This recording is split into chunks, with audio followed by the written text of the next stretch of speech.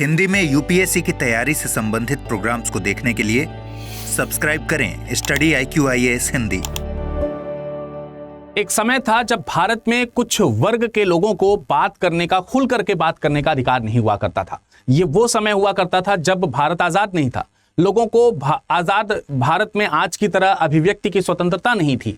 लेकिन आपको लग रहा होगा कि आज के भारत में भी कौन सी बहुत ज्यादा स्वतंत्रता है। खासतौर से जब आप ये देख रहे होंगे तो आपके मन में आजकल के कुछ ना कुछ विचार जरूर आ रहे होंगे, आजकल की कुछ ना कुछ घटनाएं जरूर आ रही होंगी।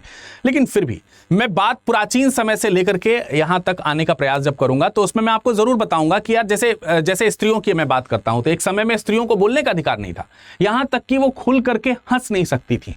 जोर जोर से हंसने का उनको अधिकार नहीं हुआ करता था, बात करने की तो दूर की बात है। हालांकि फिर भी ऐसे समाज में कहीं कहीं पर ऐसे भी उदाहरण मिल जाते हैं जहां पर स्त्रियों को विधिवत छूट दी जाती थी, पर ऐसे सूक्ष्म उदाहरण मिलते हैं, कोई बहुत बड़े उदाहरण नहीं मिलते। न सिर्फ महिलाओं को बल्कि पुरुष समाज को भी कई जगहों पर अभिव्यक्ति या भाषण की आजादी नहीं हुआ करती थी। एक्चुअली कई जगहों पर ऐसा हमको देखने को मिलता है कि जो एक अपर क्लास कम्युनिटी है, एक अपर क्लास जो अभिजात वर्ग है, वो अपना ऑरा इतना बड़ा करके रखते हैं, इतना ज्यादा वो प्रभाव रखते हैं समाज के ऊपर कि अगर कोई व्यक्ति उनके बारे में बोलना शुरू करे या सोचने का भी प्रयास करे तो एक निश्चित दायरे के अंदर, खुल करके नहीं, क्योंकि वो उनसे भयभीत रहते हैं। और वो जो अपर क्लास है, वो जो अभिजात वर्ग है, वो जो सामंती वर्ग है, वो जो शासक वर्ग है, वो चाहते हैं कि वो हमारे बारे में सिर्फ वही बोलें जो हमारे लिए हितकारी हो।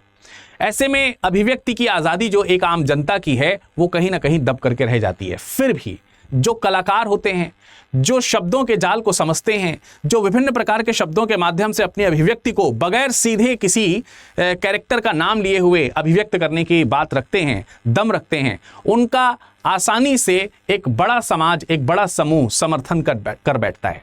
जैसे ही ये समर्थन होता है तैसे ही जो शासक वर्ग है उसकी कुर्सी इंद्र की भांति हिल जाती है। उसे लगता है कोई है जो तपस्या करना शुरू कर दे रहा है। तो ये सब चीजें किसी भी समाज में होना आम बात तो है, लेकिन इसका अंतर संबंध ये तय करता है कि किसी देश में आजादी जो है उसके लिए स्वतंत्रता के मूल्य जो है वो कितने हैं, अभिव्यक्ति की स्वतंत्रता के मूल्य कितने हैं। जैसे भारत देश में स्वतंत्रता को कितना लोग एंजॉय कर रहे हैं, क्या हम उसको इस पैरामीटर से नाप सकते हैं कि इस देश के लोगों को अभिव्यक्ति की कितनी स्वतंत्रता है? यस, निश्चित तौर पर इसको हम नाप सकते हैं। ठीक है, अगर हमारे देश में बोलने ही नहीं दिया जा रहा है लोगों को, अगर हमारे देश में लोगों को अपनी मर्जी से कहने ही नहीं दिया जा रहा है, तो फिर स्वतंत्रता किस बात की? स्वतंत्रता हमें मन से, चेतन से, अभिव्यक्ति से, भाषण से, हर तरीके से स्वतंत्रता जब मिलती है तभी स्वतंत्रता के मूल्य होते हैं। तो आज के इस लेक्चर में हम यही समझने का प्रयास करेंगे कि भाषण और अभिव्यक्ति की जो लोकतांत्रिक व्यवस्था हमको दी गई है उसका प्रतिरोध करना कितना जरूरी है, कितना जरूरी नहीं है। लोकतंत्र में ये एक सबसे मजेदार बात है कि आप किसी भी शासक वर्ग का आलोचना जो है वो कर सकते हैं, निश्चित दायरे के अंदर। निस्संदेह दायरा है, दायरा क्या है वो भी हम सेशन के अंत तक समझने का प्रयास करेंगे, रिस्ट्रिक्शंस क्या हैं उनको भी जानने का प्रयास करेंगे। अंत तक बने रहिएगा सेशन के। लेकिन मैं आपको बताने का प्रयास करूंगा कि जैसे भारत जैसा जो देश है जिसमें स्टैंड अप कॉमेडी जो है वो व्यंग का जो व्यंग है वो बहुत तेजी से लोकप्रिय हो रहा है। स्टैंड अप कॉमेडी बेसिकली अगर देखा जाए तो शायद भारत की देन नहीं है, लेकिन आजकल ये बहुत ज्यादा प्रचलित होती चली जा रही है। बहुत सारे आपको कॉमेडी शो देखने को मिलेंगे।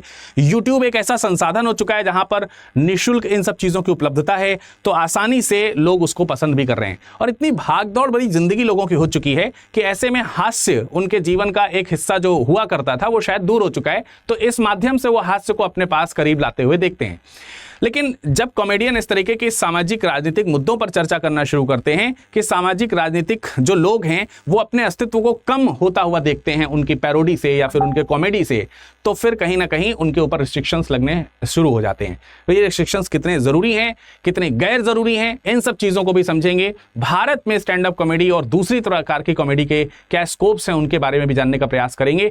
नमस्कार, मेरा नाम है विरत दुबे और आप देख रहे हैं स्टडी IQIAS हिंदी। आगे बढ़ने से पहले एक जरूरी सूचना आप लोगों को दे देना चाहता हूं। लेक्चर को हम और भी आगे बढ़ाएंगे, लेकिन उससे पहले एक छोटी सी जानकारी आप ले लीजिए। संपूर्ण बैच जिसमें अभी एनरोलमेंट शुरू हो चुके हैं और अभी खत्म भी होने वाले हैं। और सबसे बड़ी मजे की बात यह है कि अब ये मार्च एंड सेल चल रहा है। अगर आप मार्च एंड सेल का लाभ उठा करके इसमें बैच के साथ जुड़ना चाहते हैं तो मात्र 26,999 में विरत लाइव कोड का प्रयोग करते हुए आप जुड़ सकते हैं। अभी तक ये बैच 30,000 का था, लेकिन अभी ये प्रेजेंट टाइम में 26,999 का मिल रहा है। ये सिर्फ आपको विरत लाइव कोड पर मिलेगा। ध्यान रखें, वैलिडिटी इसकी जो है, इस सेल की वैलिडिटी जो है वो आपकी 31 मार्च तक है। ठीक है, बैच में जुड़ने की अंतिम तिथि भी 31 मार्च है और मार्च का ये आखिरी बैच है। ठीक है। और मार्च के बाद के जो बैचेस होंगे वो आपके लिए थोड़े से कष्टकारी हो सकते हैं, इसलिए ध्यान रखिए अभी के अभी एनरोलमेंट कर सकते हैं आप। नीचे डिस्क्रिप्शन में लिंक दिया हुआ है, उस लिंक पे जाकर के क्लिक कर लीजिए, ठीक है। चलिए सेशन को आगे बढ़ाते हैं। देखिए, असहमति जो है वो किसी भी स्तर पर हो सकती है। सहमति भी हो सकती है, सहमति समाज की, असहमति जो राजनीतिक सत्ताधारी जो लोग हैं उनकी हो सकती है, किसी भी स्तर पर हो सकती है। लेकिन फिर भी इसकी भूमिका जो है, अगर हम व्यंग की भूमिका की बात करते हैं तो व्यंग हमारे सामाजिक परिवर्तन के लिए काफ़ी ज़्यादा मतलब महत्वपूर्ण है, बहुत ही बड़ी भूमिका निभाता है। हम देखने का प्रयास करेंगे कि स्वतंत्रता जो है उसको किस प्रकार से हम देखते हैं जब हम अभिव्यक्ति की बात कर रहे होते हैं। तो अब इसको थोड़ा सा प्राचीन भारत की तरफ से, प्राचीन समय से लेकर के जिसमें प्राचीन भारत भी होगा, उसको हम अलाइन करते हुए इस पूरे सेशन को समझने का प्रयास करेंगे। देखिए, कुछ उदाहरण है हमारे पास में जब हमको ये समझने को मिलता है कि एक समय था जब आज जैसे हमारे यहाँ देश राजतंत्र है, माफ कीजिएगा, आज हमारे यहाँ जैसे लोकतंत्र है, एक समय में राजतंत्र हुआ करता था। और राजतंत्र सिर्फ हमारे यहाँ ही नहीं था, सामंती व्यवस्था सिर्फ हमारे यहाँ नहीं थी। देश और दुनिया के बहुत बड़े बड़े ऐसे जगहें हैं, राज्य हैं जहां पर लोगों ने सामंती व्यवस्था वर्षों तक लागू रखी, जहां पर लोगों ने वर्षों तक जो है वो राजशाही जो है वो जारी रखी। तो जब एक बहुत लंबे समय तक राजशाही या सामंती व्यवस्था अपनी जड़ जमाना शुरू कर देती है तो वो जड़ ये तय कर देती है कि वृक्ष की छाया के अंदर जो रहेगा वो, उसको तो हम छाया देते रहेंगे। जो वृक्ष की जड़ों को खोदने का प्रयास करेगा हम उसको अपनी छाया से बाहर कर देंगे, उसको साम्राज्य से बाहर कर देंगे। तो ये सब चीजें बहुत चलती रही, बहुत होती रही। लेकिन फिर भी आप देखेंगे कि प्राचीन विश्व में भी भ्रष्ट जो राजतंत्र व्यवस्था है, भ्रष्ट जो सामंती व्यवस्था है, उसके विरुद्ध कई ऐसे व्यंग्यकार हुए हैं जिन्होंने तीखे व्यंग्य किए हैं, जिनमें से कुछ नाम आपको यहां पर देखने को मिलते हैं। जैसे कि ग्रीस में अगर आप देखेंगे तो एक नाटककार हुए जिनका नाम हुआ अरिस्टोफेंस। अरिस्टोफेंस एक ऐसे व्यक्ति थे जिनको फादर ऑफ पैरोडी भी कहा जाता है, ठीक है, फादर ऑफ कॉमेडी भी कहा जा सकता है। तो हुआ क्या कि अरिस्टोफेंस जो है वो एक ऐसे व्यंग्यकार थे जो बातों ही बातों में कुछ इस प्रकार के व्यंग पैदा कर देते हैं कि जो 5th सेंचुरी में ग्रीस में एक युद्ध आपको देखने को मिलता है, 5th सेंचुरी बिफोर क्राइस्ट में, ईसा पूर्व में, नहीं माफ कीजिएगा, हाँ 5th सेंचुरी बिफोर क्राइसिस, ईसा पूर्व में, 5वीं शताब्दी ईसा पूर्व में अगर आप देखिएगा तो अरिस्टोफेंस एक ऐसे हास्यकार, एक व्यंग्यकार हुए जिन्होंने अपने नाटक के माध्यम से एक युद्ध हुआ जिसमें एथेंस के राजनीतिक भ्रष्टाचार इत्यादि का खुल करके वर्णन किया। और वो युद्ध कहलाता है पेलोपोनेसियन का युद्ध। क्या कहलाता है? पेलोपोनेसियन युद्ध, पेलोपोनेसियन।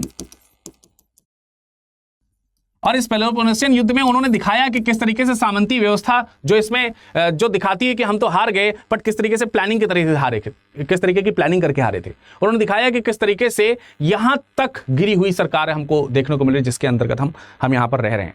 उनकी अय्याशी कितनी ज्यादा है उसको दिखाने का प्रयास किया। और एक बड़े बड़े जो राजशाहियां होती है ना, उनमें बहुत बड़े बड़े उनके चाटुकार भी होते हैं, अर्थात उन्हीं के पक्ष में लिखने बोलने वाले लोग जो समाज के ऊपर प्रभाव डालने के लिए एक मीडिएटर का काम करते हैं। जैसे सपोज दैट अगर मैं एक राजा हूं और मैं चाहता हूं कि मेरे बारे में अच्छी अच्छी बातें जो हैं समाज में जाएं, तो मैं तो जाकर के चीजों को नहीं बताऊंगा। मैंने जो है एक इतिहासकार, साहित्यकार, सामंतकार या कुछ भी माफ कीजिएगा व्यंग्यकार मैंने रख लिया है और वो मेरे बारे में बहुत अच्छी अच्छी बातें लिख करके समाज में पहुंचा रहा है। समाज उसी को पढ़ रहा है, समाज को वही लग रहा है कि यार राजा ऐसा ही है। लेकिन वास्तविकता बताने वाली बात होती है कि यार लोग तो गरीब हैं, देश तो हार रहा है, खाने में के लिए लोगों के पास में भोजन नहीं है, पहनने के लिए सही से वस्त्र नहीं है, तो फिर किस तरीके से राजा इतना शक्तिशाली हो रहा है। फिर उसी में से एक व्यक्ति आता है जिसको हम लोग बोलते हैं अरिस्टोफेंस। अब अरिस्टोफेंस वास्तविकता बताता है। अरिस्टोफेंस बताता है कि शुक्रात हैं, क्लेओन हैं, इन सब व्यक्तियों की भी वो आलोचना करते हैं, जबरदस्त तरीके से आलोचना करते हैं और आलोचना करके बताते हैं कि कैसे चाटुकारिता भी कई बार करते हुए नजर आते हैं। इसके अलावा कुछ और भी उदाहरण हैं, जैसे प्राचीन रोम में जुवेनल और हेरोस ऐसे कुछ राइटर्स हैं, ऐसे कुछ लेखक हैं जिन्होंने अपने लेखों के माध्यम से रोमन समाज का जो नैतिक पतन है, उस नैतिक पतन और साथ ही साथ रोमन समाज का जो एक एलीट क्लास, जिसको हम सामंती वर्ग, अभिजात वर्ग कह सकते हैं, कि वो कैसे उनके ऊपर ज्यादतियां किया करता था, समाज के ऊपर ज्यादतियां किया करता था, उसके ऊपर व्यंग लिखने का काम इन लोगों ने किया है जबरदस्त तरीके से।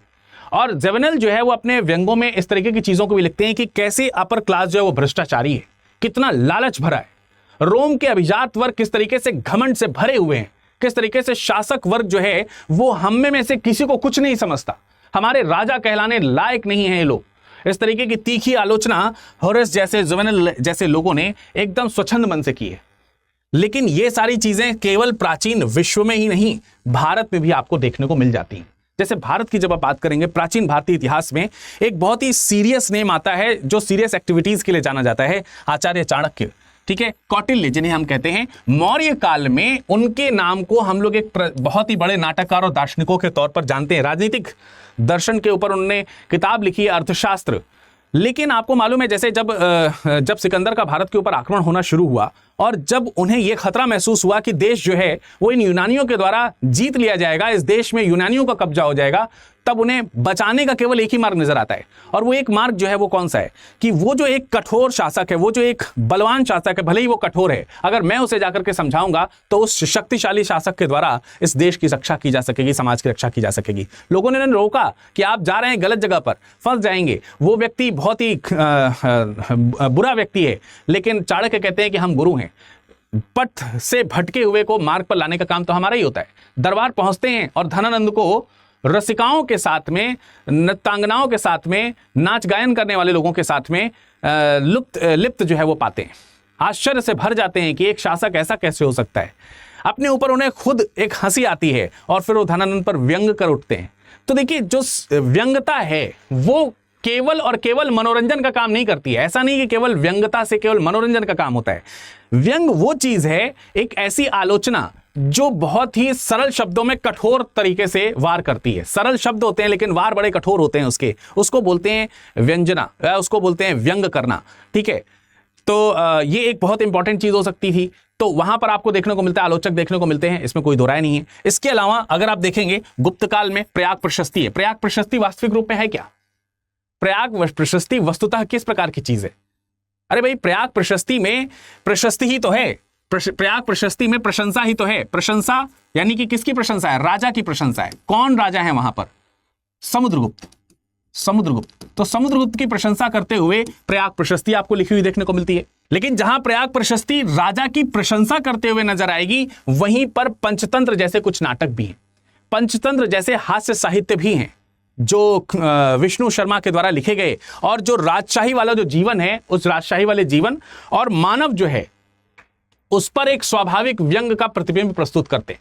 अब ये कहानियां अगर आप देखेंगे तो ये बहुत ज्यादा इनकी राजनीतिक नहीं है, लेकिन अक्सर सत्ता, नैतिकता, दरबारी, गरीबी, जो समाज की एक सामान्य स्थिति है, उन सब की प्रोग्रेस के बारे में कहीं ना कहीं सबक सिखाते हुए पंचतंत्र और प्रयाग प्रशस्ति जैसी चीजों में आपको देखने को मिल जाएगा। इसके अलावा वर्धन वंश में अगर आप देखेंगे तो प्रसिद्ध दरबारी कवि हुए बाणभट्ट, जिनकी रचना है हर्षचरित्र।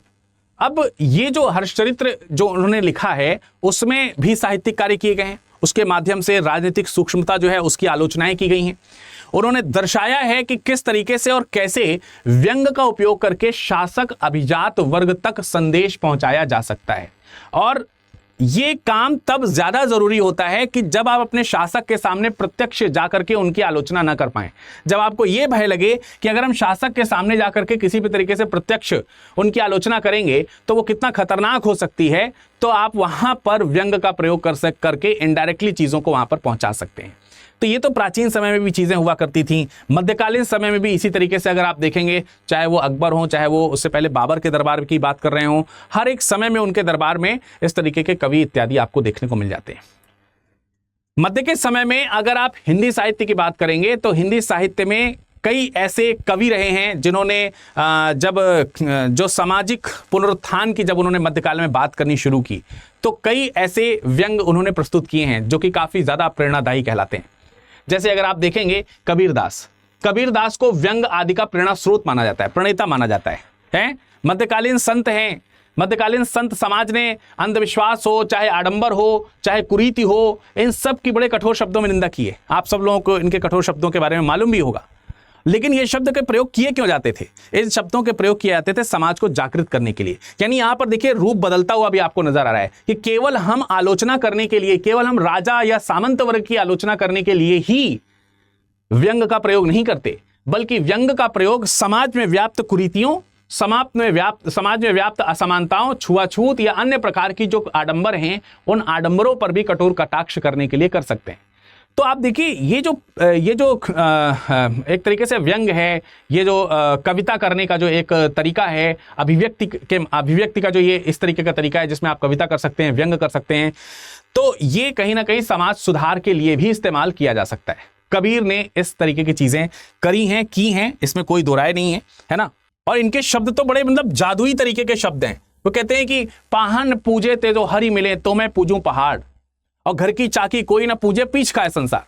कितना जबरदस्त तरीके का कटाक्ष है। तो ये जो कटाक्ष है ये शासक के ऊपर नहीं है, लेकिन ये समाज के ऊपर है। तो समाज जो है, उस समाज में जो कुरीतियां हैं, उन कुरीतियों की भी कठोर शब्दों में क्या की जा सकती है, निंदा की जा सकती है। इसके अलावा अगर आप देखेंगे तो एक आध दोहे उनके और भी बहुत फेमस हैं, जैसे काकर पाथर जोड़ के मस्जिद नहीं बनाए का क्या था, उसके बाद ताचड़ मुल्ला बांग दे का बहरा हुआ खुदाए। इस तरीके से हिंदी साहित्य में और भी लोगों का नाम लिया सकता है, जैसे आप भारतेंद्र हरिश्चंद्र जी का नाम ले सकते हैं। ब्रिटिश शासन के जो अत्याचार हैं, उनकी जो अव्यवस्थाएं हैं, उनका जो अमानवीय शोषण है उनके द्वारा जो किया जा रहा है, उस पर जबरदस्त तरीके का उन्होंने व्यंग किया है। भारतीय नवजागरण के अग्रदूत माने जाते हैं। एक बहुत ही अच्छे और बहुत ही सफल नाटककार के तौर पर आप देखते हैं उनको हम लोग प्रस्तुत करते हैं। जागरूक पत्रकार, कवि, लेखक, सशक्त व्यंग्यकार के तौर पर उनको हम लोग समझते हैं। आपने इनका लिखा हुआ एक नाटक जरूर देखा होगा, अंधेर नगरी, शायद 1881 का, अगर मैं सही नहीं हूं तो, वरना आप एक बार चेक कर लीजिएगा, सही हो तो शायद 1881 है। अंधेर नगरी लेखन के क्षेत्र में मील का पत्थर माना जा सकता है इसको। उन्होंने उस समय जो एक विवेक शून्य, जो निरंकुश शासन व्यवस्था, औपनिवेशिक शासन व्यवस्था जो है, उसके ऊपर एक जबरदस्त तरीके का तीखा प्रहार किया है अंधेर नगरी के माध्यम से। बहुत जबरदस्त तरीके का उनका जो है आपको व्यंग देखने को मिलेगा। किस तरीके से शासन के अंदर जरा सी भी दया नहीं रह गई उसके ऊपर, और शासन के अंदर तो दया नहीं है, समाज भी विवेक शून्य हो चुका है। तो धार्मिक पाखंड भी हमारे यहां बहुत ज्यादा है, उसके ऊपर भी उन्होंने टीकी टिप्पणी की है। इतना ज्यादा मतलब एक उनके जो संवाद हैं, उनमें जो निहित जो व्यंग है वो बहुत ज्यादा प्रभावशाली, और इतने प्रभावशाली हैं कि कोई भी समाज जिसमें जर्जर सामाजिक व्यवस्था हो, जर्जर राजनीतिक व्यवस्था हो, उस सब को एकदम झकझोर देने का काम जो है वो आपको भारतेंद्र हरिश्चंद्र जी के माध्यम से मिलता है। जैसे वो आपको लाइन बहुत अच्छी तरीके से याद होगी जो अंधेर नगरी में लिखी गई है, अंधेर नगरी चौपट राजा है, टके शेर भाजी टके शेर खाजा। ये क्या है? ये सामाजिक व्यवस्था को बता रहे हैं। जैसा शासक है प्रजा भी वैसी ही है। कितना सटीक, कितने सरल भाषा में और कितना गंभीर चोट पहुंचाने का प्रयास किया। अंधेर नगरी चौपट राजा, चौपट राजा है, अंधेर नगरी है भाई। मतलब आप इसकी अभिव्यक्ति को समझने का प्रयास करें। ये हर उस काल, हर उस समय के ऊपर तीखा वार है, जब जब इस तरीके का समाज होगा और जब जब इस तरीके का शासक होगा, हर एक समय पे ये कुठाराघात करता हुआ नजर आएगा। इसके अलावा आप यहां पर बाल मुकुंद गुप्त जी को ले सकते हैं। मतलब ये साहसिक व्यंग्यकार के तौर पर इनको माना जा सकता है। जिस समय लॉर्ड कर्जन इस देश से विदा होकर के जा रहे हैं, उस समय उनकी विदाई के समय में लॉर्ड कर्जन के जो कुकृत्य रहे, आप सब लोगों को मालूम है, हम सब लोगों को मालूम है। मैं तो आपको इतिहास पढ़ाता हूं तो मैं बताता हूं कि यार कितना ही दुष्ट कर्जन रहा। हालांकि कुछ उसके पॉजिटिव वर्क्स भी हैं, लेकिन उस दुष्ट कर्जन की दुष्टता को लेकर के, क्रूरता को लेकर के कितने कृत्य हुए हैं, उस पर उन्होंने लिखा है कि हे कर्जन, तूने अपने क्रूर कृत्यों से पूरे समाज को कितना परेशान किया है, तुझे उसका पश्चाताप तक नहीं है। जब तू जा रहा है तो उसके अंदर तेरे को पश्चाताप तक नहीं है। तो ये इन्होंने एक किताब लिखी है, एक रचना है इनकी जिसका नाम है शिव शंभू के चिट्ठे। इसमें अपने आप को शिव शंभू के कैरेक्टर के तौर पर उन्होंने रिप्रेजेंट किया। तो शिव शंभू नाम का कैरेक्टर है, वो उनसे कह रहा है, जब तक तेरे हाथ में शक्ति थी, है, जब तक आपके हाथ में शक्ति थी, आपके हाथ में भलाई के संसाधन थे, तब तक तो आपने भारत के भविष्य के लिए कुछ नहीं किया। भारत को बिगाड़ने के लिए जरूर किया, और क्या क्या नहीं किया तुमने भारत को बिगाड़ने के लिए, वो सब कुछ जो तुमसे हो सकता था तुमने किया। लेकिन कटाक्ष को समझिएगा, उसी लेख में उन्होंने लिखने का प्रयास किया है कि क्या किसी एक मनुष्य की इच्छा से क्या भारत जैसे विशाल देश का कुछ बिगाड़ा जा सकता है? जा तो रहे हो, तुम्हें लगता है कि तुमने भारत का बहुत कुछ बिगाड़ लिया होगा, लेकिन तुम कभी सोचना जा करके कि क्या तुम्हारे जैसे एक व्यक्ति के माध्यम से भारत जैसे विशाल देश का कुछ बिगाड़ा जा सकता है? सोचना एक बार। तुमने भंग किया, बंगाल का विच्छेद कर दिया, बंगाल को बांट करके जो तुमने बीज बोने का प्रयास किया है, जनता को आपस में लड़ाने का काम किया है, जनता को जो पीड़ा पहुंचाई है, क्या जनता उसे भूल पाएगी?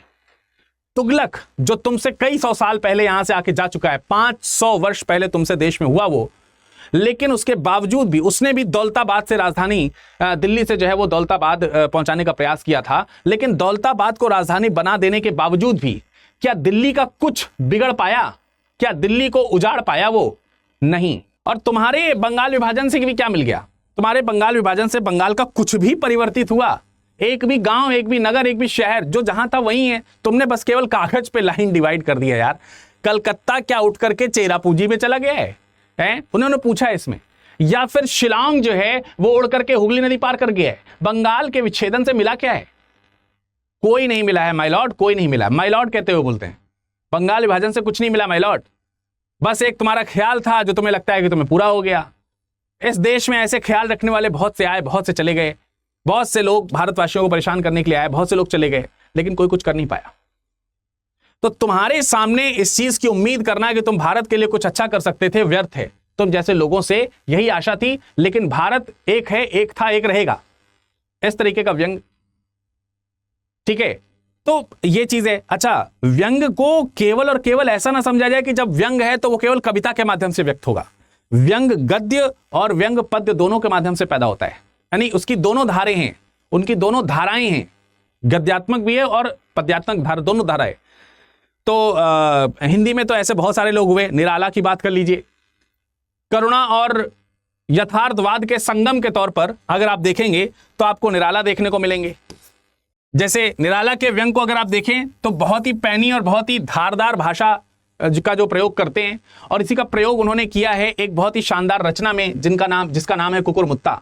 कुकुरमुत्ता के माध्यम से जो सर्वहारा वर्ग है, समाज का सर्वहारा वर्ग जो है, और समाज में सर्वहारा वर्ग का शोषण करने वाला जो पूंजीवादी वर्ग है, उसके ऊपर इतना सटीक व्यंग उसमें इन्होंने लिखा है कुकुरमुत्ता में। शायद आप लोगों को याद होगा, मैं बोल पा रहा हूं अगर तो आप समझिएगा कि खून चूसा खाद का तूने अशिष्ट, खून चूसा खाद का तूने अशिष्ट, डाल पर इतरा रहा है कैपिटलिस्ट। कितनी बड़ी बात है ये। पूंजीवादी लोगों के गाल पे जैसे तमाचा है ये एक, और ये तमाचा उन्हें महसूस होगा अगर वो इसकी अभिव्यक्ति को समझेंगे। राजनीतिक व्यंग की अगर हम बात करें तो उसमें सुदामा पांडे धूमिल का नाम आता है। सुदामा पांडे धूमिल, उनकी एक कविता है रोटी और संवाद। रोटी और संवाद, राजनीतिक व्यंग इसके अंदर जबरदस्त तरीके का लिखा हुआ है, जबरदस्त तरीके का।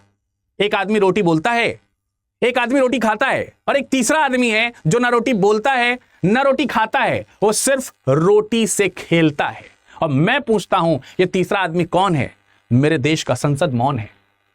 ये कितनी अच्छी कविता है, आप सोच के देखिए, कितनी बड़ी बात है। एक आदमी रोटी खाता है, एक आदमी रोटी बोलता है, और तीसरा आदमी है जो ना खाता है ना बोलता है, सिर्फ रोटी से खेलता है। तो ये तीसरा आदमी कौन है? इस पर संसद मौन है।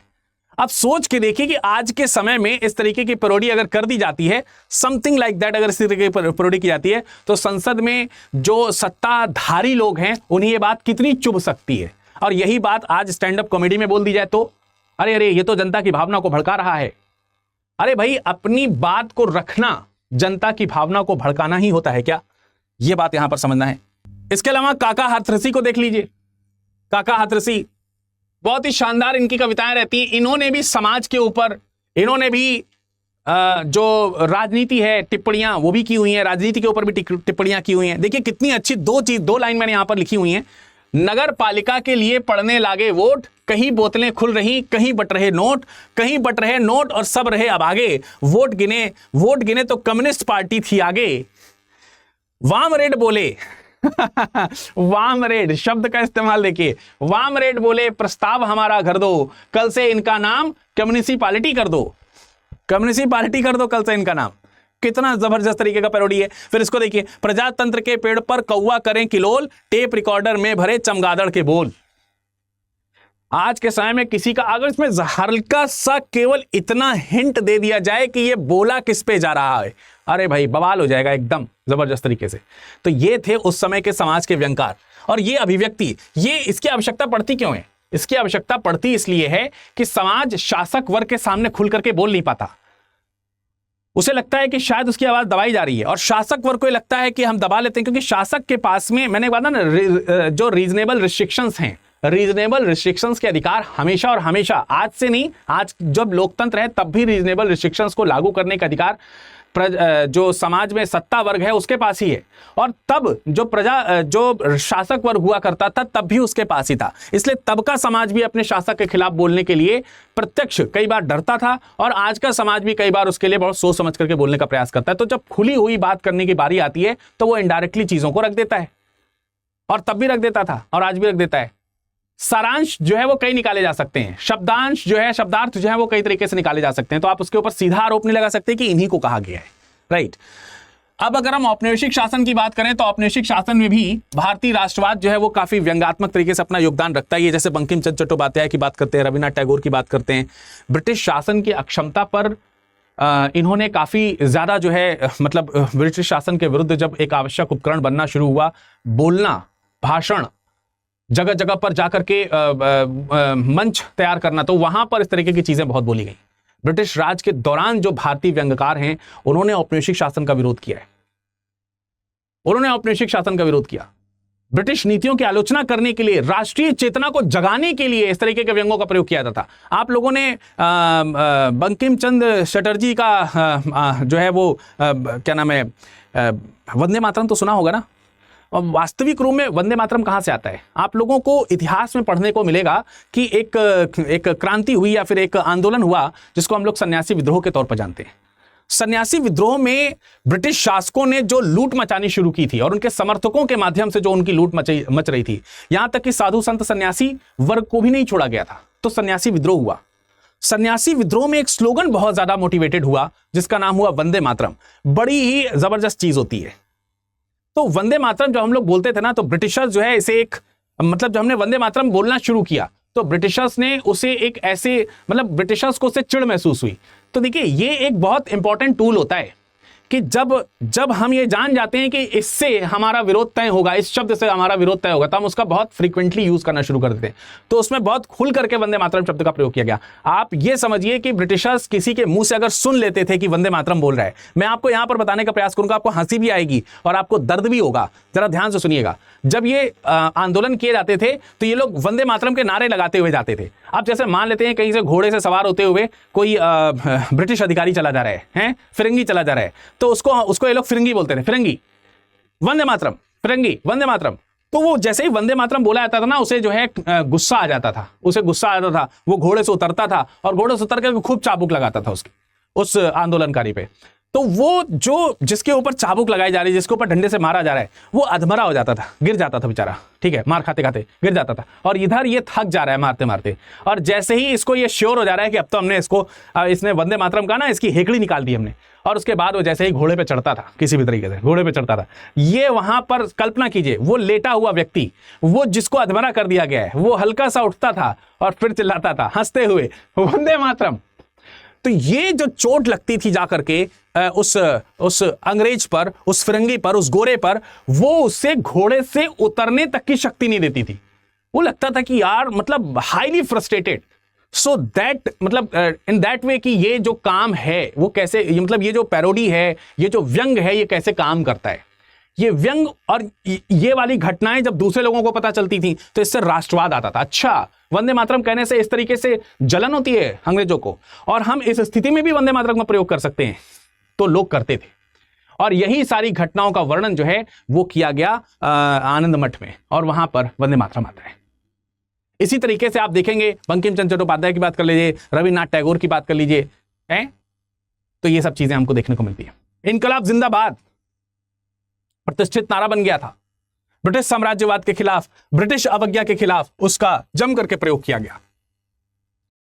अब देखिए, व्यंग केवल मंचों पर नहीं किए जाते। व्यंग जो है आप किसी भी मतलब पत्रकारिता में भी व्यंग आता है, पत्रकारिता में भी अभिव्यक्ति है। इनफैक्ट हमारे यहाँ तो आर्टिकल 19(1) क्लॉज ए तो प्रेस की स्वतंत्रता ही है ना, फ्रीडम ऑफ प्रेस, इसी को बोलते हैं हम लोग, freedom of press, freedom of expression, उसी के नाम से हम लोग उसको जानते हैं। तो उस समय ब्रिटिश शासन के समय में प्रेस को भी स्वतंत्रता नहीं होती थी, लेकिन फिर भी कुछ प्रेस इनडायरेक्टली इस तरीके की चीज़ों को लिखते थे कि उससे जो है ब्रिटिश नीतियों के खिलाफ उसका हास्य किया जा सके, उसकी तीखी आलोचना की जा सके। ऐसे हास्य और तीखी आलोचना करने वाले कुछ हमारे पास में, जैसे हिंदू पैट्रियट है, द बंगाली है, सत्य प्रकाश है, इस तरीके के कुछ प्रसिद्ध उस समय के लेख आया करते थे। इसमें ब्रिटिशर्स के कार्टून बनाए जाते थे, इसमें ब्रिटिश सरकार की नौकरशाही की अक्षमता को दिखाया जाता था। उन कार्टूनों के माध्यम से दिखाया जाता था कि कैसे ब्रिटिश शासन जो है वो भारतीय संस्कृति का मजाक उड़ा रहा है। उसमें कार्टून में बना करके दिखाया जाता था। अब वो जैसे मान लो पढ़े लिखे लोग नहीं है, तो जो लोग पढ़े लिखे लोग नहीं है वो कम से कम पेपर को देख रहे हैं, कार्टून में देख रहे हैं, कार्टून में देख करके समझ रहे हैं अच्छा समाज में ये चल रहा है। एक कार्टून से पूरे के पूरे खाका जो है वो सामने आ जाता था कि इसमें खबर क्या लिखी होगी। और हमारे यहाँ पे जनरल्स में कार्टूनिस्ट भी बहुत ज़्यादा फेमस रहे हैं, आपको मालूम ही है। एक आध दो कार्टूनिस्ट का नाम आप जानते हो तो कमेंट सेक्शन में कमेंट करके जरूर लिखिए, बहुत ही फेमस कार्टूनिस्ट रहे हैं। तो वो दिखाते हैं किस तरीके से जो मजाक जो है वो उड़ाया जा सकता है और इसकी वजह से राष्ट्रीय एकता को लाया जा सकता है। चार्ली चैपलिन की 1940 की फिल्म आई थी द ग्रेट डिक्टेटर। इसका एक पोस्टर भी मैंने यहाँ पर लगा रखा है। चार्ली चैपलिन को तो आप लोग पहचानते ही होंगे। मुंह बंद करके, चुप होकर के कैसे एक मजाक उड़ाया जा सकता है। अधिनायक, देखिए हिटलर का समकालीन इसको मानते हैं। अधिनायकवादी शासन को चुनौती देने वाले व्यंग के तौर पर अगर आप देखेंगे तो उसमें एक बेहतरीन उदाहरण, वैश्विक उदाहरण के तौर पर चार्ली चैपलिन का आएगा और चार्ली चैपलिन की जो फिल्म है द ग्रेट डिटेक्टर वो आएगी। इस फिल्म में चैपलिन ने एक रोल निभाया है और वो रोल कौन सा है, शायद यहां पर लिखा है एडोनॉइड हिंकेल नाम के एक तानाशाह का चित्रण किया है। और एडोनॉइड हिंकेल जो है वो मतलब इनका रोल निभा रहा है, किसका, एडोल्फ हिटलर का और उसके नाजी शासन का, उसका व्यंग्य यहां पर किया गया है। तो इसमें जो है फिल्म में अगर आप देखेंगे कि जर्मनी और इटालवी जो तानाशाह हुआ करते थे, जैसे एडोल्फ हिटलर है, जैसे बेनिटो मुसोलिनी है, इसके अलावा अगर आप देखेंगे फांसीवाद है, यहूदी विरोधी है, नाजीवादी जो विचार हैं, उन सबको जो बहुत ज़्यादा बलपूर्वक लागू किया गया था, उन सब का एक विरोध यहाँ पर आपको देखने को मिलता है। चैपलिन के जो ये चित्रण आपको देखने को मिलते हैं, ये उस दौर में एक असहमति को दिखा रहे हैं जिस समय पावर एकदम सर्वोच्च स्तर पर था। मतलब आप समझिए कि इनको किस तरीके की सजा दी जा सकती थी, भयंकर आलोचनात्मक, अगर कोई आलोचना करता तो खतरनाक स्थिति हुआ करती थी, उसमें आपको दंडित किया जा सकता था। लेकिन उस समय भी साहस को दिखाना, ये अभिव्यक्ति की आजादी को रिप्रेजेंट करता है। व्यंग के माध्यम से चैपलिन जो है वो ये व्यक्त कर पाते हैं कि किस तरीके से लोग जो है अपनी बातों को खुल करके नहीं रख पा रहे हैं। तो ग्रेट डिटेक्टर जो है वो एक प्रकार की कॉमेडी तो बन गई है, कॉमेडी फिल्म तो आ गई सामने, लेकिन उसने एकदम फांसीवाद जो है उसकी भयानकता को पूरी तरीके से दिखाया है। लोगों से रिक्वेस्ट की है कि आप बहकावे में मत जाएं, खुल करके रिक्वेस्ट की है, व्यंग के तौर पे की है। लेकिन अब इसमें जो है ना, इसमें कई तरीके के सीन है। जैसे आपको एक सीन देखने को मिलेगा कि हिटलर जो है वो लेटा हुआ है धरती पर और उसने जो है पूरी धरती को ऐसे ऐसे ऐसे नचाने की शुरुआत किया है, कैसे धरती को नचा रहा है, उसके बाद धरती गिर जाती है। तो इस तरीके की चीजों को वहां पर दिखाने का प्रयास किया गया है। तो ये आपको दिखाता है कि यार ये साहस की भी बात है, ये ऐसा नहीं है कि बस आप लिख सकते हैं, आपको साहस भी होना चाहिए। ठीक है, तो ये सब चीजें आपको यहां पर देखने को मिलेंगी। इनफैक्ट अगर हम आधुनिक समय में अगर हम देखेंगे तो आधुनिक समय में भी, आज के समय में अगर आप देखोगे तो आज के समय में भी इस तरीके के व्यंग की बड़ी आवश्यकता पड़ती है कई जगहों पर। उस समय भी, आधुनिक भारत के समय में पोस्टरों का इस्तेमाल किया जाता था सार्वजनिक अभिव्यक्ति के लिए। जैसे जब स्वतंत्रता की बात करते हैं तो स्वतंत्रता के समय में भारत छोड़ो का नारा दिया गया था, गांधी जी के द्वारा प्रसिद्ध हो गया था वो। तो ये स्वतंत्रता का आह्वान ही तो था। और स्वतंत्रता का आह्वान किस रूप में था, एक अभिव्यक्ति की स्वतंत्रता के तौर पर ही था। ब्रिटिश शासन की एक शक्तिशाली जो आलोचना की जा सकती थी, वो आलोचना करने का प्रयास यहां पर किया गया था। समझ आ रही कि नहीं बात आ रही है, ये सब चीजें थी। तो एक तरफ जहां ब्रिटिश शासन हिंसा का उदाहरण बन गया था, वहीं इस तरीके की चीजें मीडिया में दिखाई जाती थी कि किस तरीके से घमंडी है जो अंग्रेजी शासन है, वो किस प्रकार का घमंडी है, किस प्रकार से नासमझी के काम करता है, किस प्रकार से बेतुके काम करने वाला शासक है। उसको रिप्रेजेंट करने के तमाम प्रकार के आपको उदाहरण देखने को मिलते हैं, इसमें कोई दो राय नहीं है। तो औपनिवेशिक शासक का उपहास उड़ा करके औपनिवेशिक शासक के खिलाफ लोगों को एक किया गया। तो कई बार जो राजनीति होती है, उस राजनीति के खिलाफ एक सशक्त हथियार के तौर पर इन पैरोडीज का, इन उल्लेखों का इस्तेमाल जो है वो किया जाता है, जो कि समय के साथ साथ बहुत जरूरी भी है। जैसे आज के समय में कुछ एक उदाहरण मैं आपको यहां पर ले लेता हूं जो माननीय सुप्रीम कोर्ट की तरफ से प्रस्तुत किए गए हैं। जैसे अभी एक हालिया मामला था इमरान प्रतापगढ़ी का हालिया एक मामला था इमरान प्रतापगढ़ी का, और उस मामले में सुप्रीम कोर्ट ने कई सारे जबरदस्त तरीके के कोटेशंस दिए। एज इट इज मैं उन कोटेशंस का यहां पर इस्तेमाल कर रहा हूं। इससे पहले एक और भी चीज मैं आपको याद दिला देता हूं। जैसे स्टैंड अप कॉमेडी की हम शुरुआत में बात कर रहे थे, तो स्टैंड अप कॉमेडियन कलाकार और यहां तक कि जो सोशल मीडिया जो होती है वो काफी हद तक प्रभावशाली तरीके से लोगों के खिलाफ जो है वो व्यंग्यात्मक टिप्पणियों के लिए एक संसाधन का इस्तेमाल करती है। तो व्यंग्यात्मक टिप्पणियों के लिए कानूनी कार्यवाही, सार्वजनिक आक्रोश या फिर सोशल मीडिया में आलोचना का उनको सामना भी करना पड़ सकता है। जैसे अगर आप देखेंगे तो अभी कुछ समय पहले की घटना है कि न्यायपालिका और सरकार के बारे में एक विवादास्पद टिप्पणी की गई थी कुणाल कामरा के द्वारा। और पहले के समय, अभी हाल ही में भी की गई है, लेकिन उससे पहले भी कुणाल कामरा चर्चा में रहे थे। उन्होंने न्यायपालिका और जो सरकार है उसके बारे में कुछ विवादास्पद टिप्पणी की थी। तो जब टिप्पणी की थी तो उनको तमाम सारी एयरलाइंस ने प्रतिबंधित कर दिया था। अभी हाल ही में अगर आप देखोगे तो कुणाल कामरा जो हैं वो महाराष्ट्र में इसी तरीके के प्रतिबंधों को झेल रहे हैं। ठीक है, मामला सुप्रीम कोर्ट में पहुंच चुका है। ठीक है, मामला जो है वो सुप्रीम कोर्ट तक भी पहुंच रहा है। इसी तरीके से वीरदास नाम के एक हास्य व्यंग्यकार हुए, अमेरिका में उन्होंने प्रदर्शन किया और प्रदर्शन के दौरान भारत के बारे में कुछ मोनोलॉग उन्होंने बोला। उसके लिए उनको कई जगहों पर कुछ लोग प्रशंसा भी कर रहे हैं, ऐसा नहीं कि कुछ लोग प्रशंसा नहीं, कुछ लोग प्रशंसा कर रहे हैं, तो कई सारे लोगों ने आलोचना भी कर डाली, तो उससे आलोचना का भी सामना करना पड़ा। तो राष्ट्रवाद और अभिव्यक्ति की स्वतंत्रता का संघर्ष ये आपको कई जगहों पर देखने को मिलता है। जैसे इमरान प्रतापगढ़ी का भी एक मुद्दा है।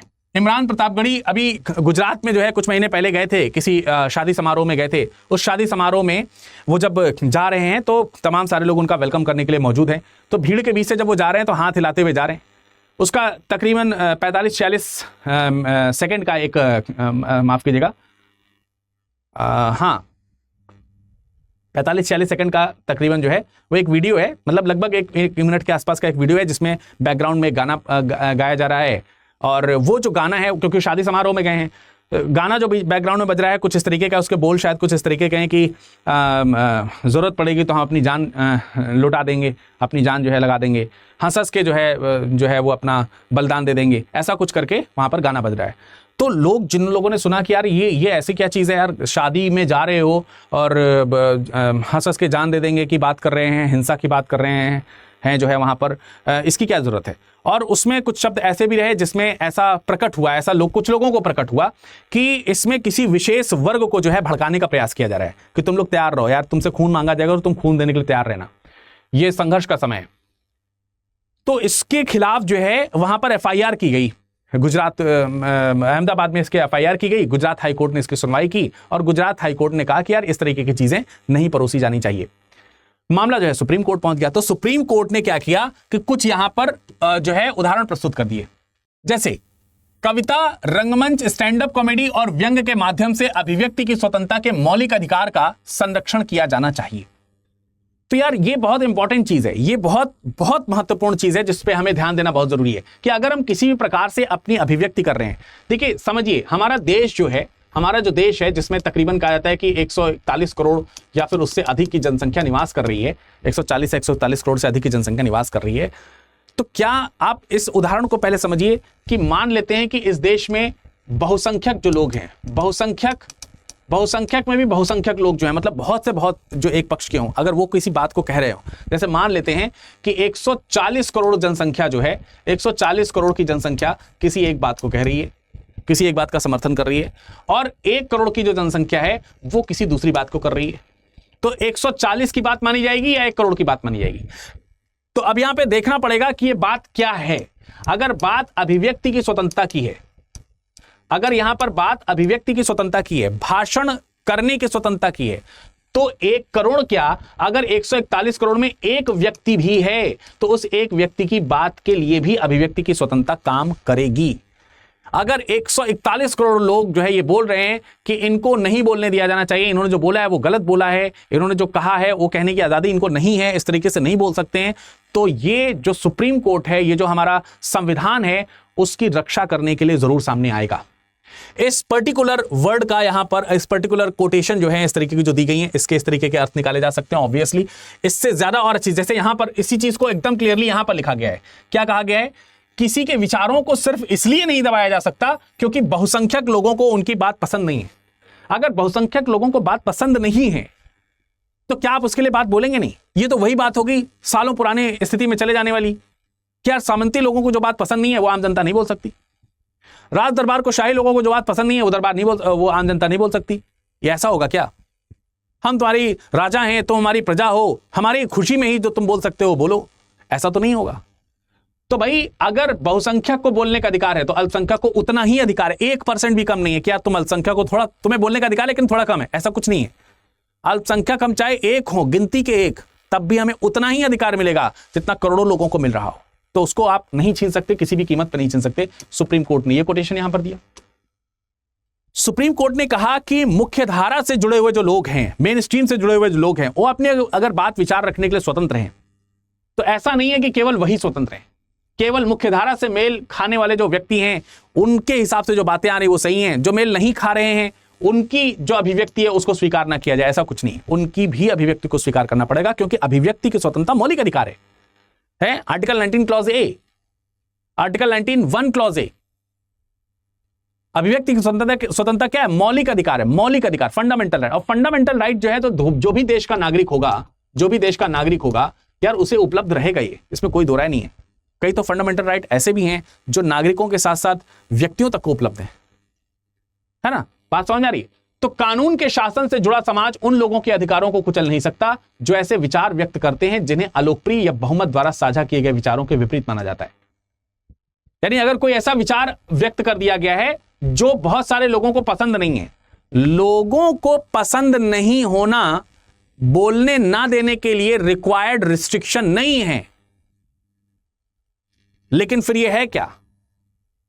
एक उचित जो एक रोक है वो क्या है? युक्ति युक्त निर्बंधन जो है वो क्या है? युक्ति युक्त निर्बंधन के बारे में जब कभी भी तय करना होगा तो राज्य ही तय करेगा। राज्य देखेगा कि युक्ति युक्त निर्बंधन के योग्य ये बात है कि नहीं है। ठीक है, रीजनेबल रिस्ट्रिक्शन जो है उसकी कंडीशन को तय करने का काम राज्य के पास है। वो एक अलग बात है कि कभी उससे अगर वो सही तरीके का रीजनेबल रिस्ट्रिक्शन के रीजन सही तरीके से अगर नहीं दे पाए तो कोर्ट जो है वो इंटरप्रेट करता है।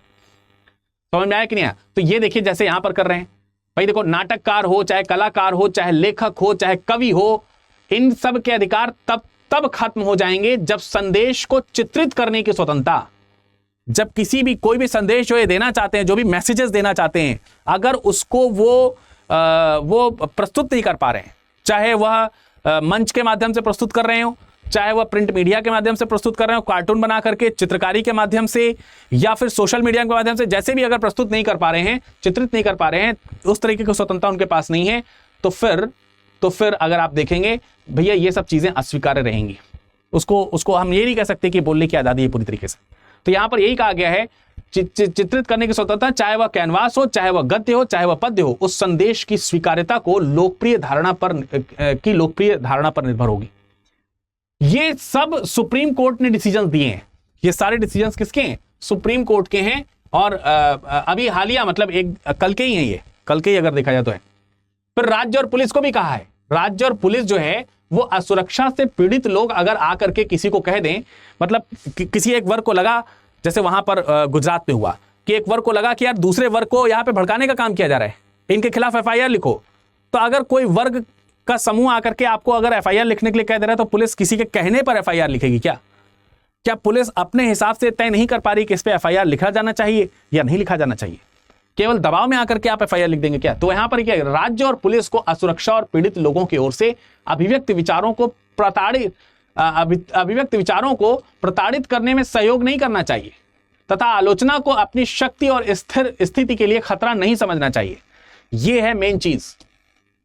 जो सरकार है वो इनकी जो अभिव्यक्ति है, इस अभिव्यक्ति को खतरा क्यों समझती है? ये बहुत इंपॉर्टेंट चीज है। भय क्यों लगने लगता है? ठीक है, आपको इस पे भय नहीं लगना चाहिए। पहले के समय में राजनीति देखिए किस तरीके से चलती थी कि सदन में बैठ करके भी लोग एक दूसरे के सामने, एक दूसरे के मुंह पर एक दूसरे की आलोचना करते थे, एक दूसरे के मुंह पे आलोचना कर देते थे। और व्यंग्यकारों की बात करें, व्यंग्यकार कई बड़े बड़े मंचों पे जाकर के व्यंग्य के कार्यक्रम प्रस्तुत करते थे। और अक्सर जब बड़े बड़े कार्यक्रम होते हैं तो उसके ऑर्गेनाइज करने वाले जो लोग हैं, ऑर्गेनाइजर जो होते हैं, वो किसी मुख्य अतिथि को बुला करके लाते हैं। अब पता चला कि जो हास्य व्यंग्यकार है वो जिन पर टिप्पणी करता है वही वहां पर मुख्य अतिथि के तौर पर उपस्थित हैं। तो व्यंग्यकार रुकता नहीं है, वो तो उनको उसमें शामिल कर लेता है। और आपने कई जगहों पर इस तरीके के उदाहरण देखे होंगे कि वो जो एक अच्छे लीडर होते हैं, एक जो अच्छे नेतृत्वकर्ता होते हैं, वो समझते हैं कि यह एक व्यंग्य कार्यक्रम है और उस व्यंग्य में अपने आप को आत्मसात कर लेते हैं कि यार कोई दिक्कत नहीं है, उड़ाओ मजाक, कोई दिक्कत ही नहीं है। मतलब ये तो हंसने का ही समय है, यहां पर वो पर्सनल नहीं होते। पर कई सारे लोग पर्सनल होने शुरू हो जाते हैं इसमें।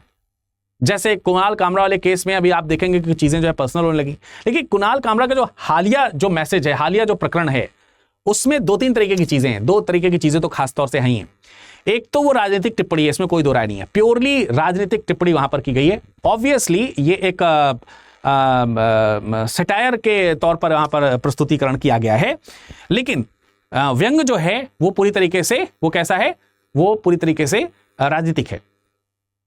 अब राजनीति में ही एक हमारे साथ में हमारे स्टडी IQ IAS हिंदी में ही आपको हिंदी साहित्य पढ़ाते हैं विकास सर, उन्होंने बहुत अच्छे शब्दों का प्रयोग किया इस चीज़ को लेकर के, मेरी उससे चर्चा चल रही थी। उन्होंने एक बहुत अच्छी चीज़ बताई कि सर मैंने उसका वो पूरा का पूरा जो पूरा कॉमेडी थी वो मैंने सुनी, stand up comedy.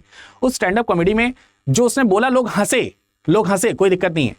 The habitat का शो था, मंच था, उस पर जो है इन्होंने शो किया और शो में लोग हंसे, लेकिन हंसने में उसका जो पूरा वक्तव्य है, उस वक्तव्य में उन्होंने कहा कि यार इसमें मतलब जो एक मजा होना चाहिए, जो एक पैरोडी का मजा होना चाहिए, वो पैरोडी का मजा नहीं है, नीरस है, रस नहीं है उसमें। देखो वास्तविक रूप में हास्य में तो रस होना ही चाहिए ना, बगैर रस का कैसा हास्य, किस प्रकार का व्यंग, और व्यंग के अर्थ भले ही अलग अलग निकलते हों, लेकिन एक सधा हुआ होना तो चाहिए। अब उसको भी अगर आप पूरी तरीके से स्क्रिप्टेड रखेंगे इस तरीके का कि हमें किसी एक के ऊपर जानबूझ करके आलोचना करनी है कि वो आघातित हो, तो थोड़ा मतलब अंतर तो है, इसमें कोई दो राय नहीं है। ऐसा लगता है कि शायद किसी एक वर्ग की राजनीति को किसी दूसरे वर्ग की राजनीति के खिलाफ खुश करने के लिए शायद ये पैरोडी कर दी गई, ऐसा जो है वो भी दिखता है। ये तो चलो खैर उन्होंने किया, अच्छा किया, खराब किया, उसके ऊपर बाद में डिस्कशन किया जा सकता था, लेकिन उसके बाद क्या हुआ, उसके बाद उस जगह पर जाकर के तोड़फोड़ हो गई जहां से इस चीज को रिकॉर्ड किया गया था। अब देखो ये एक अलग तरीके का वाहियात कार्य कि यार एक व्यक्ति जिसने कार्यक्रम को प्रस्तुत करके वो वहां से चला गया, मंच जो सार्वजनिक जहां पर कोई भी व्यक्ति आकर के अपने प्रस्तुतिकरण दे सकता था, किराए पर वो दिया जाता था, और वो प्रस्तुतिकरण आपने उसको जाकर के तोड़ दिया। हिंसा कहां तक उचित है? और आपकी ये हिंसा दिखाती है कि कहीं ना कहीं उस जगह पर चोट पहुंचा दी गई है जिसके बारे में आपको खुद भय था, ये भी एक बात दिखता है। तो इसलिए यहां पर ध्यान रखना जरूरी है कि देखो अभिव्यक्ति को अभिव्यक्त करने दिया जाए। अगर आप अभिव्यक्ति को ही अभिव्यक्त नहीं करने देंगे तो एक तो आपने कानून के खिलाफ यही काम किया कि वहां पर जाकर के तोड़फोड़ फैला दी, दूसरा आप किसी के मौलिक अधिकार को भी क्या कर रहे हैं, हनन कर रहे हैं।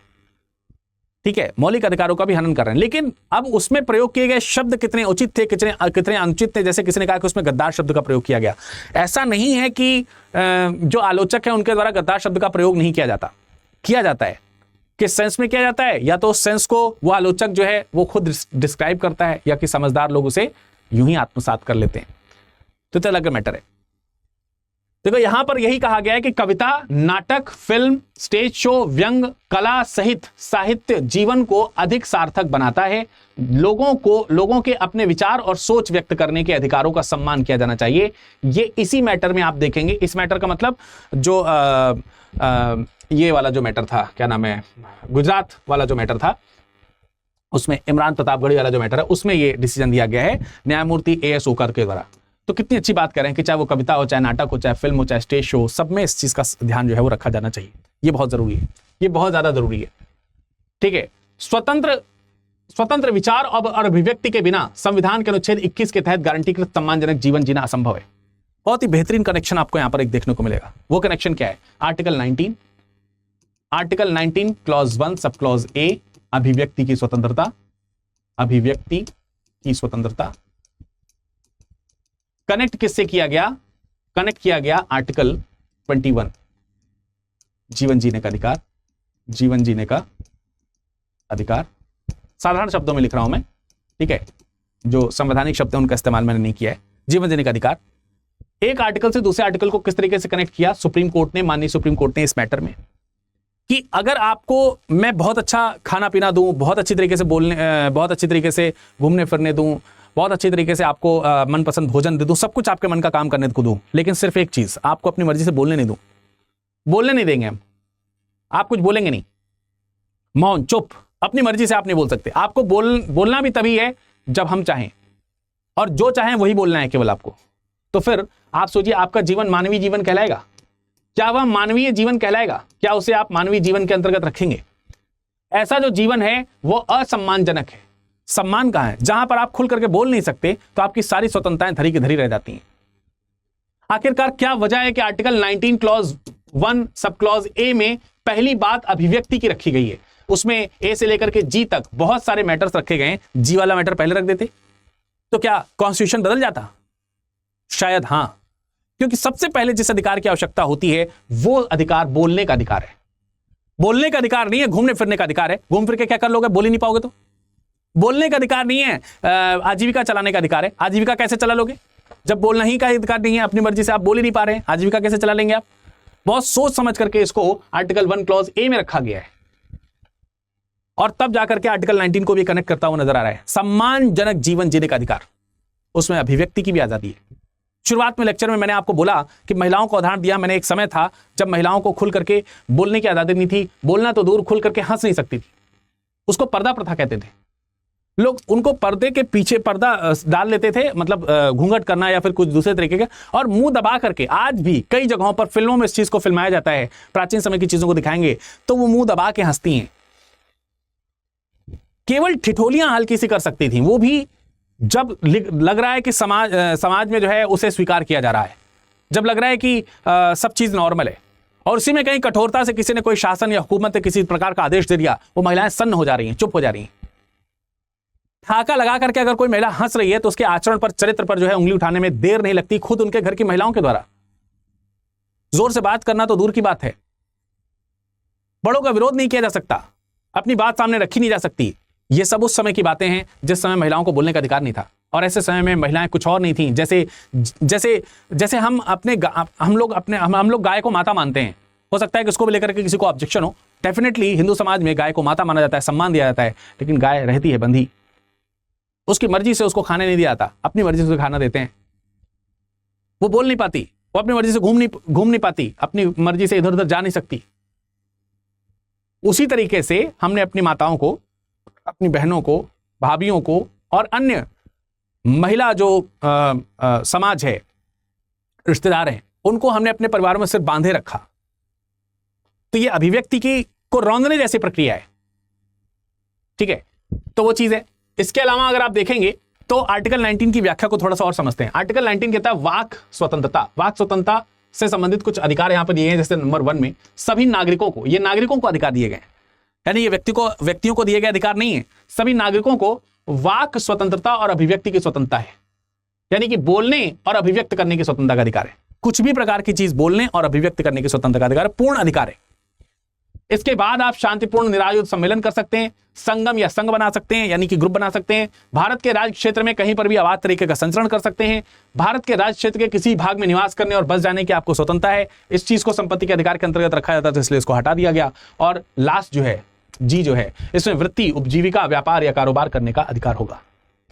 अच्छा, एक चीज और मैं आपको कनेक्ट कर सकता हूं यहां से। Article 19 clause A, article 19 1 clause A और आर्टिकल 19 1 क्लॉज जी हुआ ना, ये ABCDEFG जी, आर्टिकल 19 जी, ठीक है? तो आर्टिकल 19 ए, आर्टिकल 19 जी, अगर आर्टिकल 19 जी नहीं करने दिया जा रहा तो आर्टिकल 19 ए का कोई अस्तित्व है क्या? जैसे यहां पर स्टैंड अप कॉमेडी की बात कर रहे हैं, तो स्टैंड अप कॉमेडी क्या है? कॉमेडी करना कई बार व्यवसाय होता है, कॉमेडी करना कई बार व्यवसाय होता है, और व्यवसाय जीवन जीने के लिए जरूरी। इसको आप आर्टिकल 21 से भी कनेक्ट कर सकते हैं। अब ये आर्टिकल 21 के लिए इंपॉर्टेंट है। आर्टिकल 21 सम्मानजनक जीवन जीने का अधिकार देता है, तो आर्टिकल 21 के अनुसार हम सम्मानजनक जीवन तभी जी सकते हैं जब हम अपने हिसाब से, अपनी मर्जी का व्यवसाय, वृत्ति, कारोबार, रोजगार करें, और हमें कॉमेडी नहीं करने दिया जा रहा है, हमारा वही व्यवसाय है। तब कैसे काम चलेगा? हमें कहीं पर एयरपोर्ट पर रोक लिया जाता है, कहीं पर किसी पर्टिकुलर मंच पे जाने के लिए रोक लगा दी जाती है, वो मंच आयोजित किया जाता है, उसके पैसे खराब हो जाते हैं, तो हमारा तो नुकसान हो रहा है। किस प्रकार की आजादी दी जा रही? Article 19 1 clause A, sub clause A, ये बाधित किया जा रहा है, तो इसे बाधित नहीं करना। लेकिन इसे बाधित क्या नहीं किया जा सकता? क्या इसे, ये क्वेश्चनेबल है कि क्या इसे बाधित नहीं किया जा सकता? बिल्कुल बाधित किया जा सकता है। इसके लिए रीजनेबल रिस्ट्रिक्शंस होने जरूरी होंगे।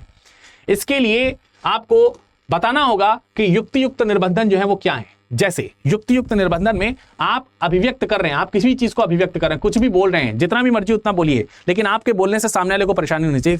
देखिए, स्वतंत्रता का एक सीधा सा नियम है, कोई भी प्रकार की स्वतंत्रता है, किसी भी प्रकार की, मैं सिर्फ यहां पर अभिव्यक्ति की स्वतंत्रता की बात नहीं कर रहा हूं, मैं किसी भी प्रकार की स्वतंत्रता की बात कर रहा हूं। किसी भी प्रकार की स्वतंत्रता, किसी भी प्रकार की स्वतंत्रता को अगर इसमें रखें कि ऐसी आपको स्वतंत्रता, इस हद तक स्वतंत्रता दी जाती है, स्वतंत्रता की जो सीमा है अगर उसकी बात कर रहे हैं, तो वो सीमा वहां तक आपकी जाएगी जब तक कि आपकी स्वतंत्रता से दूसरे की स्वतंत्रता बाधित ना हो, दूसरे की स्वतंत्रता बाधित ना हो। अगर आपकी स्वतंत्रता से दूसरे की स्वतंत्रता बाधित हो रही है तो फिर रुकना पड़ेगा। आपके बोलने से हमें सुनने में तकलीफ हो रही है आपके बोलने से। जैसे आप देखते हैं रात में 10 बजे के बाद डीजे बज रहा है, खूब बजाइए भाई, खूब बजाइए डीजे, उस जगह बताइए जहां के समाज को दिक्कत ना हो। लेकिन जहां के समाज के एक व्यक्ति को भी दिक्कत है वहां पर आप डीजे बजा सकते हैं रात में 10 बजे के बाद? नहीं बजा सकते, नहीं बजा सकते, रोक है। क्योंकि वह शांतिपूर्वक सोने का समय, उसके सोने का अधिकार जो कि मौलिक अधिकार है, फंडामेंटल राइट है, आर्टिकल 21 के अंतर्गत आएगा, उसको जो है क्या किया जा रहा है, बाधित किया जा रहा है, तो रोक लगा दी जाएगी। ठीक है, तो कोई भी ऐसी चीज जिससे आप दूसरे की स्वतंत्रता को बाधित कर रहे हैं उस पर रोक लगेगी। तो यहां पर उस तरीके के युक्तियुक्त निर्बंधन की कुछ बातें की गई हैं, और ये बातें की गई हैं आर्टिकल 19 क्लॉज 2 में। अनुच्छेद 19 क्लॉज 2 क्या बताता है कि उक्त उपखंड द्वारा किए गए अधिकार के प्रयोग पर क्या लगाया जा सकता है, युक्ति युक्त निर्बंधन। किन आधार पर? जैसे मान लेते हैं कि आपके बोलने से भारत की प्रभुता और अखंडता पर आंच आ गई है, कुछ ऐसा बोल रहे हैं जिससे लोगों को यह लग रहा है, दुनिया भर में ये मैसेज आ रहा है कि भारत के पृथक्करण की बात हो। जैसे मान लेते हैं कि भारत में बहुत सारे अलगाववादी ग्रुप हैं और इन अलगाववादी ग्रुपों की अलग अलग तरीके से मांग होती रहती है। जैसे कोई पंजाब को अलग करने की मांग करता रहता है, कोई कश्मीर को अलग करने की मांग करता रहता है। ये अलगाववादी समूह भारत में कई बार आतंकवादी समूह के तौर पर रिप्रेजेंट किए जाते हैं। इसका मतलब ये खुल करके बोलने की आजादी इनको नहीं दी जाएगी। इस तरीके से बोलने से भारत में अलगाव को आप रिप्रेजेंट कर रहे हैं, तो ये नहीं करने दिया जाएगा। अगर किसी भी आपकी अभिव्यक्ति से राज्य की सुरक्षा को खतरा है, जैसे मान लेते हैं कि किसी भी राज्य में जब कभी दंगे भड़कते हैं तो आप देखते हैं कि सबसे पहले सोशल मीडिया और इन सब चीजों के ऊपर रिस्ट्रिक्शन लग जाता है, इंटरनेट पे बैन हो जाता है, मंच लगाने की आजादी छीन ली जाती है। लेख अगर आपके छप रहे हैं तो उस लेख के ऊपर जो है किसी प्रकार के सैंक्शंस वगैरह लग सकते हैं।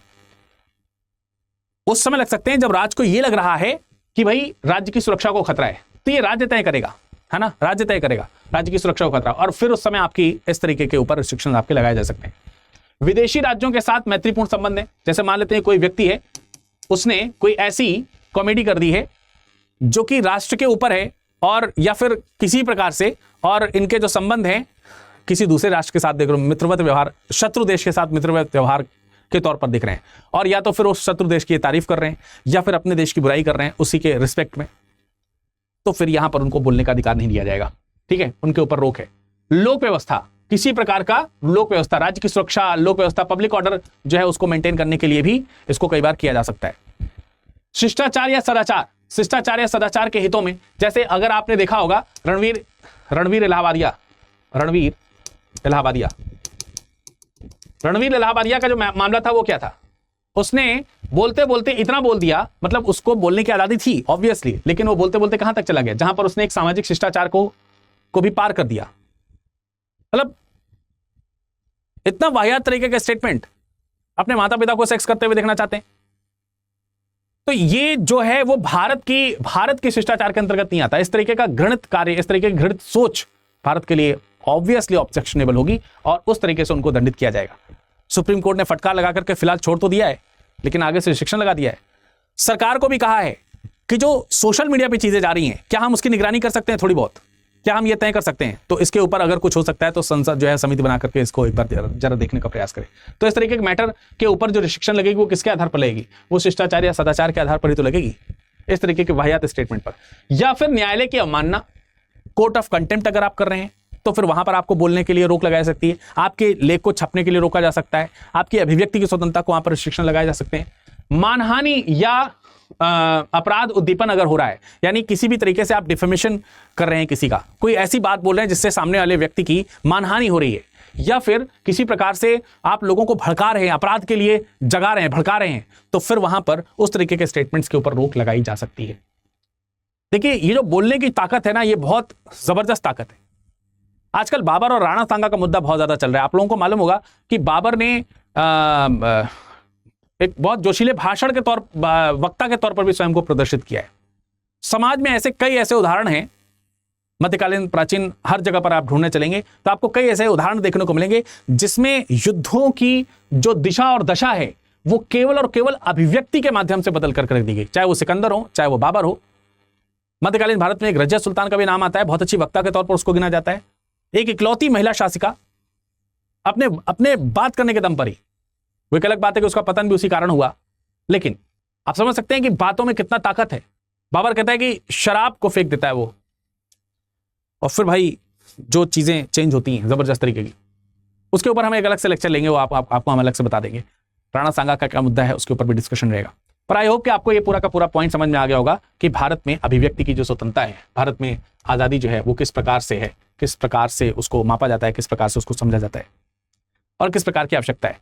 अंततः अगर मैं कंक्लूड करना चाहूं तो सारांश ये निकलता है कि देखिए, भारत में अभिव्यक्ति की आजादी एक मूलभूत आवश्यकताओं में से एक है, लेकिन निश्चित तौर पर अभिव्यक्त करने वाले लोगों को भी इसके दायरे जो है वो समझने चाहिए। अगर आप दायरे के अंदर रह करके कामों को करते हैं तो ये बहुत जरूरी है। वास्तविक रूप में अभिव्यक्ति जो है वो कहीं ना कहीं सरकार को गैर जिम्मेदाराना तरीके से काम करने पर रोक भी लगाती है। हालांकि बहुत सारे लोग जो हैं, जैसे सरकार को रोक लगाने का काम तो विपक्ष भी करता है, लेकिन एक समाज की कल्पना कीजिए जहां पर सरकार, मान लीजिए पक्ष और विपक्ष दोनों मिलकर के हैं, वही ना अंधेर नगरी चौपट राजा, टके सिर भाजी टके सिर खाजा, उस तरीके का काम अगर हो जाए, सोचने की बात है, जहां पक्ष और विपक्ष मिलकर के देश को लूटने के लिए अगर काम करने शुरू कर दें, तब क्या करेंगे आप? तब यार ये समाज के ये अभिव्यक्ति करने वाले लोग ही तो हैं जो सत्ता के ऊपर बैठे हुए इन लोगों के ऊपर चाबुक चलाने का काम कर सकते हैं। देखिए, कितनी भी बड़ी सत्ता हो जाए लेकिन संख्या में छोटी ही रहेगी, क्योंकि उन्हें जिसके ऊपर राज करना है वो ज्यादा लोग हैं।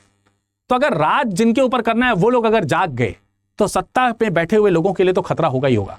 इसलिए खतरा उनके ऊपर हमेशा बना रहना चाहिए, और ये खतरा बना रहे इसके लिए इस प्रकार की अभिव्यक्ति की आजादी हमेशा होती रहनी चाहिए। लेकिन कई बार इसी प्रकार की अभिव्यक्ति की आजादी से तख्ते पलट भी हो जाते हैं, तो उतनी तख्ते पलट वाली आजादी भी नहीं होनी चाहिए। दोनों चीजों का बैलेंस बहुत ज्यादा जरूरी है। इसके लिए जो युक्ति युक्त निर्बंधन है उनकी आवश्यकता पड़ती है, जिसको कॉन्स्टिट्यूशन ने हमारे सामने प्रस्तुत कर रखा है, जिसको समय समय पर राज्य जो है वो परिभाषित करता रहता है, जिसका निगरानी समय समय पर सुप्रीम कोर्ट और हाई कोर्ट्स जो है वो करते रहते हैं, और इनके माध्यम से हमारे देश के अभिव्यक्ति की आजादी जो है वो लगातार चलती रहती है। जिसका एक ताजा उदाहरण हाल ही में आपने अभी देखा कि आपको सुप्रीम कोर्ट के द्वारा इन कोटेशंस के माध्यम से देखने को मिल रहा है।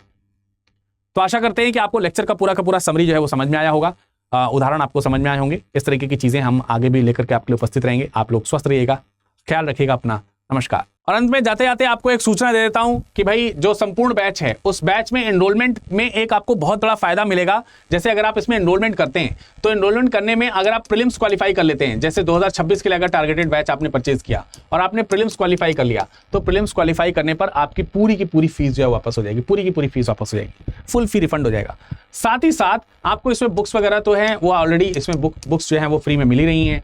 अगर आप प्रीलिम्स की तैयारी कर रहे हैं और मंथली टेस्ट वगैरह दे रहे हैं, तो मंथली टेस्ट में अगर आप फर्स्ट रैंक लाते हैं, तो फर्स्ट रैंक लाने पे आपको 11,000 रुपए की पुरस्कार राशि भी दी जाएगी इस बैच में। जितनी बार फर्स्ट रैंक लाएंगे उतनी बार आपको 11,000 रुपए की धनराशि भी दी जाएगी, ठीक है। पर यहां पर ध्यान क्या रखना है? ध्यान ये रखना है कि इस संपूर्ण बैच में, जो कि मार्च का मॉर्निंग बैच है, इसमें एडमिशन लेने की अंतिम तिथि 31 मार्च है, और यही 31 मार्च इस सेल की भी लास्ट डेट है। ये 30,000 रुपए का जो बैच था, ये इन 2 दिनों में मात्र 26,999 में परचेज किया सकता है, यानी 27,000 रुपए में परचेज किया सकता है। विरद लाइव कोड का इस्तेमाल कीजिए, नीचे डिस्क्रिप्शन बॉक्स में लिंक दिया है, लिंक पे क्लिक कीजिए और जुड़ जाइए हमारे साथ। हिंदी में यूपीएससी की तैयारी से संबंधित प्रोग्राम्स को देखने के लिए सब्सक्राइब करें स्टडी IQ IAS हिंदी।